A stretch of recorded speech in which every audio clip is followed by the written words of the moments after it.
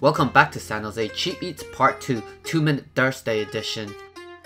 Today we head to Tamale Factory for some fresh tamales. So we have here our Tamale Factory. What did we get here? We got the pork, the chicken, and jalapeno and cheese. In terms of the chicken and pork, we won't know which one it is until we eat it or try it.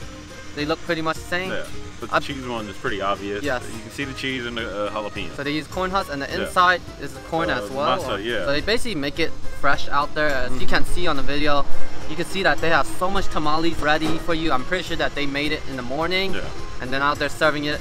Each one is $3 and that's considered cheap, I guess. Yeah, that's pretty good price.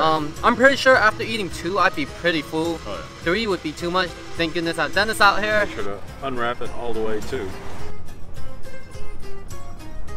That's really good. Which one is that? Is that the chicken or the pork? It's chicken, yeah. The masa is really tender. The chicken as well. Got really good flavor in it. I described the flavor, but I don't really know.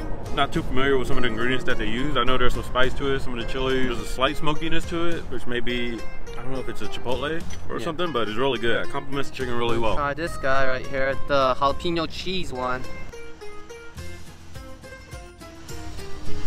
That jalapeno's good. A little more than a kick of spice. I'm gonna assume they use maybe a Mexican style cheese, but I could be wrong. They look like they use 2 different types of cheese in here. The masa does stick on to the food and stuff, but when you bite into it, it's really soft, comes out easily. That's good. Yeah. The meat, super juicy in there. Super tender too. It's shredded pork, easy to bite into, very tender like you said.